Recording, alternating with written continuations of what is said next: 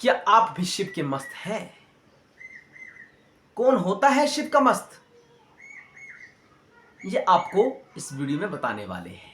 मस्त शब्द का अर्थ क्या होता है और शिव के मस्त कैसे होते हैं, इस वीडियो में हम आपको बताने वाले हैं। अगर आप चैनल पर नए आए हैं तो चैनल के सभी वीडियो देखना। अगर आपको अच्छा लगे तो सब्सक्राइब करना, अच्छा ना लगे तो सब्सक्राइब मत करना।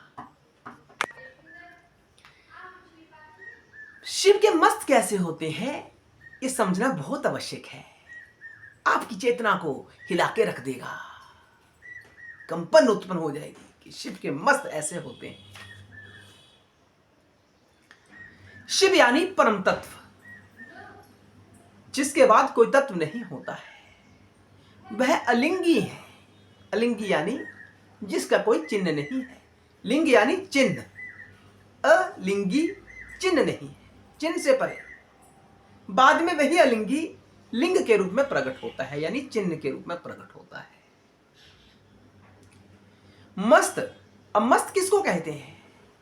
मस्त शब्द का अर्थ होता है जिसकी मैं अस्त हो चुकी हो, जिसका अहंकार अस्त हो चुका हो, जिसका अहम भाव समाप्त हो चुका हो, उसे मस्त कहते हैं। वास्तविकता में शिव का दास जिसकी मैं अस्त हो चुकी हो, वह शिव का मस्त कहलाता है। आपने देखा होगा एक अलग ही प्रकार की श्रृंखला होती है मस्तों की, जो पूर्णतः मस्ती में रहते हैं। दुनिया का कोई भी तत्व यहां से वहां हो जाए, लेकिन मस्त अपनी मस्ती की धुन में रहते हैं, क्योंकि उनमें अहम है ही नहीं, उनमें मैं है ही नहीं, वह समाप्त हो चुकी है। जब मैं नहीं रही तो यह शरीर भी नहीं रहता, केवल परम तत्व शिव ही रह जाता है। इसको कहते हैं मस्त। हम कहते हैं ना कि वो बहुत बहुत मस्त मोला है, हम केवल कह देते हैं मस्त मोला। मस्त मोला उसी को कहा जा सकता है जिसकी मैं समाप्त हो चुकी हो, जो ये नहीं कहता है कि मैंने इस काम को कर दिया, अगर मैं ना होता तो ये कार्य नहीं होना था। इसे मैं कहते हैं, इसे अहम भाव कहते हैं। मैं उसका पिता हूं, मैं उसकी माता हूं, मैं मेरा बच्चा है, मैं वह कार्य करता हूं, यह अहम भाव है। किसी विशेष स्थिति के साथ स्वयं को जोड़ लेना, यह अहम है। और यही अहम इस सृष्टि का आदि कारण है। अगर अहम ना होता तो सृष्टि ना होती,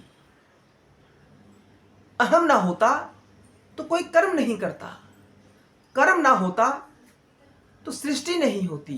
कर्मों के जंजाल से ही यह सृष्टि चक्र बंधा हुआ है। जो जैसा कर्म करता है वैसा ही फल प्राप्त कर लेता है।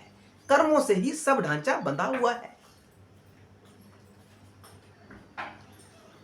मूल क्या है? अहम, अहम, अहम। अहम के बाद क्या होता है? बुद्धि होती है। बुद्धि अर्थ को ग्रहण करती है। अहम जागृत होना, संसार में रहना। अहम जागृत होने का अर्थ क्या है? संसार में अभी और रहना। अहम समाप्त हो जाना यानी मुक्ति की ओर चले जाना, मोक्ष हो जाना, वह मस्त कहलाते हैं। जिनकी मैं अस्त हो गई हो उन्हें मस्त कहा जाता है। यह शिव भाव में हम ज्ञान आपको दे रहे हैं। यह सत्य ज्ञान है, इसको जीवन में धारण करना, अपनी मैं को अस्त करने के लिए प्रयास करना। जो मंत्र आपको इस चैनल पर बताए जा रहे हैं, उन मंत्रों का निरंतर जाप करना। निरंतर जाप करते करते हमारी सबकी मैं धीरे धीरे अस्त हो जाएगी, हम मस्त हो जाएंगे, हम शिव के मस्त हो जाएंगे। यह सत्य है, सत्य है। हर हर महादेव, ओम नमः शिवाय। भक्तों, ये जानना बहुत आवश्यक है कि जो अध्यात्म का आरंभ है वो किस लिए होता है, अध्यात्म जीवन में होना क्यों अनिवार्य है। जितने भी धर्म हैं इस संसार में, उनका मुख्य उद्देश्य क्या है? अहम की निवृत्ति, अहम को समाप्त करना, यही है उद्देश्य।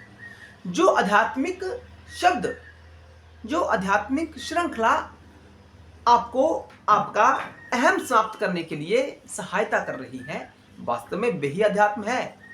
बाकी सब पाखंड है, आडंबर है। अगर आपका अहम समाप्त हो रहा है तब तो वास्तव में आप आध्यात्मिक हो। अध्यात्म आपका अहम समाप्त ही नहीं हो रहा, जबकि बढ़ रहा है, तो आपने रास्ता गलत चुन लिया है। आपको सावधान हो जाना चाहिए, किसी अन्य मार्ग की ओर चल पड़ना चाहिए जो सत्य का मार्ग है। हमें सबको मस्त होना चाहिए। जब हम मस्त हो जाते हैं तो मुक्ति हमारे चरणों में प्रकट हो जाती है। शिव कृपा से शिव की सायुज्य मुक्ति हमें प्राप्त हो जाती है अगर हम मस्त हो जाते हैं। मस्त यानी मैं को अस्त करना, अपनी मैं को अस्त करना, अहम भाव को समाप्त करना, यानी मैं को खत्म कर देना। ऐसे ही होते हैं शिव के मस्त। हर हर महादेव। ओम नमः शिवाय।